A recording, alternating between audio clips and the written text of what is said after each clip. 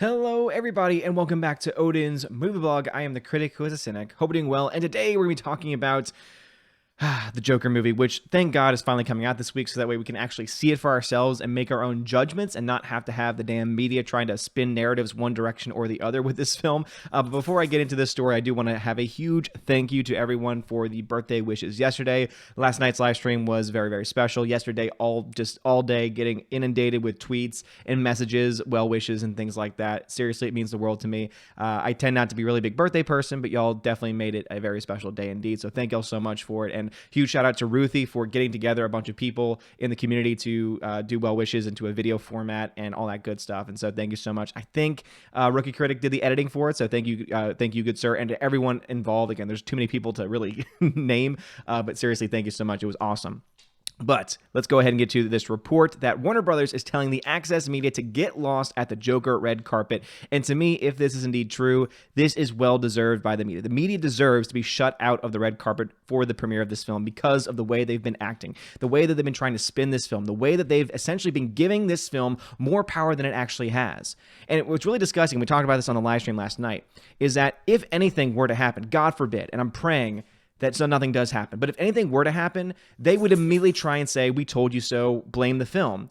But the reality of the case is the only reason why, in my mind, anything would happen is because of the way the media has been spinning this and covering this. They've been giving this film power. They've been giving this power, and they do it all the time.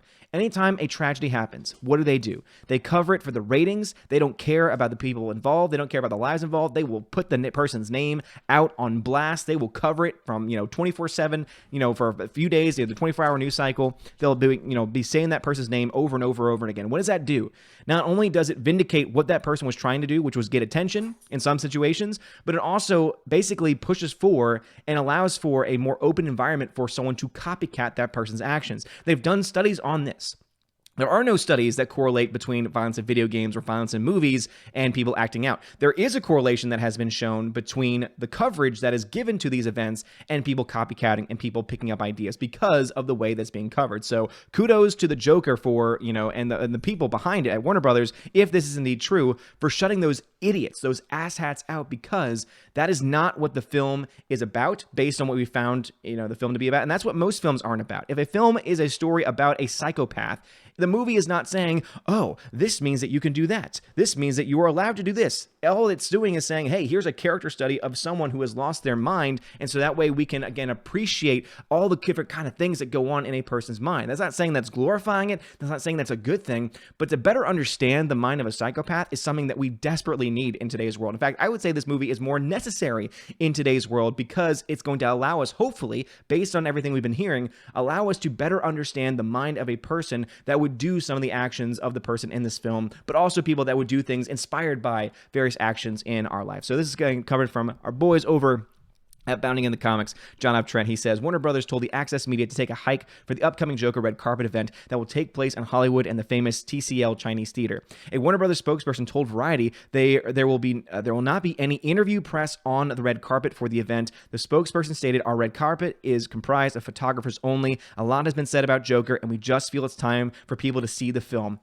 Thank you. I agree. I'm the same exact way. Too much has been said about this already. There have been people trying to say, oh, look, it's pushing for violence and it's going to influence violence, which again, if you're saying that and you're covering it and you're covering it in that way, you are asking for people to use that as an excuse. You are literally begging people that are insane to use it as an excuse for their actions. So that's why at the end of the day, it wouldn't be the film. It would be the way that the media has been covering it that's going to be at fault here, not anything else. And even then, it really doesn't come down to them because at the end of the day, it is the person who is acting upon these things fault, and it's the person doing the action who is at fault here. However, if we're going to talk about influence, if you're going to tell me that a movie or a comic or a video game has more influence on a person's life and a person's well-being than the media does, I'm going to ask you this right now. Why are there now college students who every time they hear the name of Trump, they go into a sense of just this dementia? They go into this sense of craze. There is literally this Trump derangement syndrome where people are having PTSD. The fact that there are college students that have actual PTSD, like diagnosed PTSD because of an election,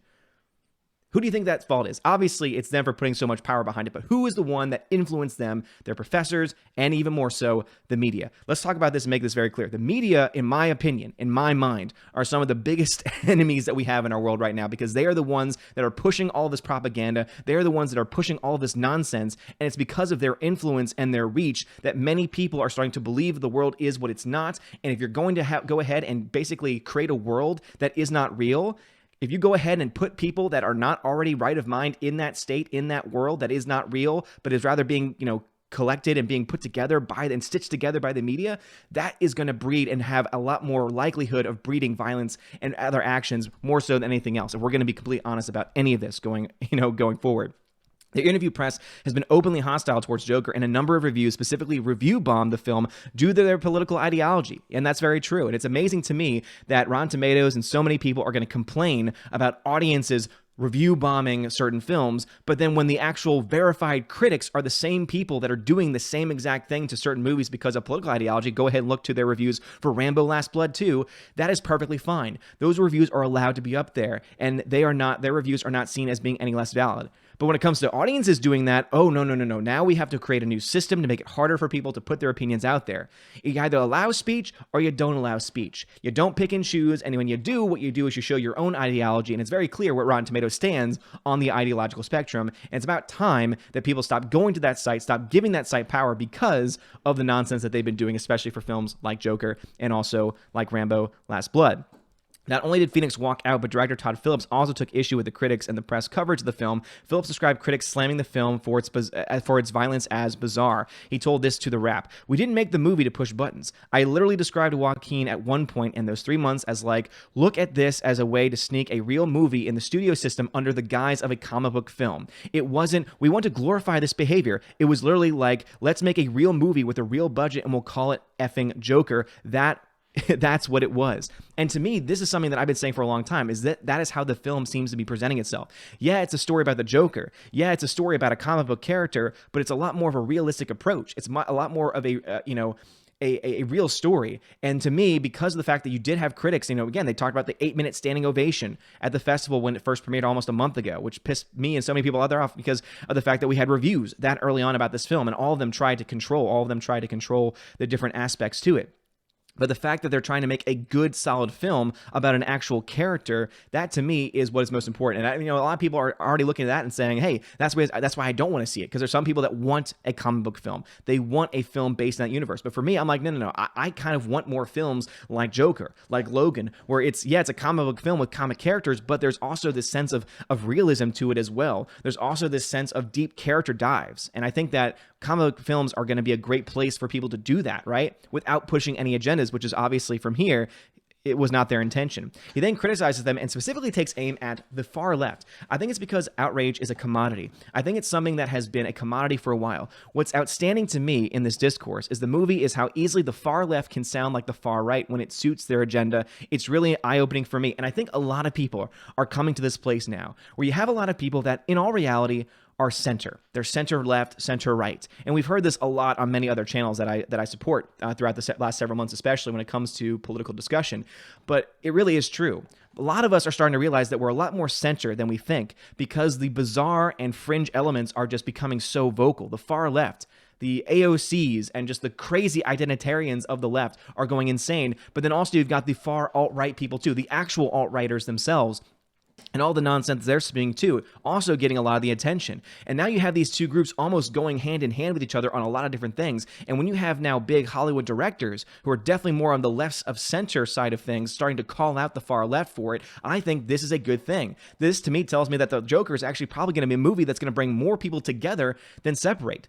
And it's interesting to me that the media are trying to paint it in such a negative light because they don't want people to see this film. They don't want people to be brought together on this. You want to know why? Because they thrive off of division. They thrive off of division. They thrive off of controversy, and that's what they want. As he says, outrage is a commodity. That's exactly what they get off of. Some people might claim the Phantom Menace, or people like me are thriving off of this, but you all know I cover things that I think are important. I cover things that I want to talk about, and that is what the main focus is. There might be some people out there that want to be able to push outrage because it gives them more clicks, it gives them more views. If I want to get clicks, trust me, there are many other things I could talk about. There are many other things and ways in which I could talk about these various issues. But you've all seen, I get pretty standard, I get pretty consistent views, and I'm okay with that because it's not about the views or the subscribers. It's about talking about something that I found important and having a discussion and a dialogue with people. Again, there are people on this channel, there are people that disagree with me that are followers of mine, have been followers of mine for months, but we all know at the end of the day that we can come together and agree on the most important things. And I think all of us can come together on this one and say the media are the bizarre ones in this situation. The media are the ones that are out of left field. The media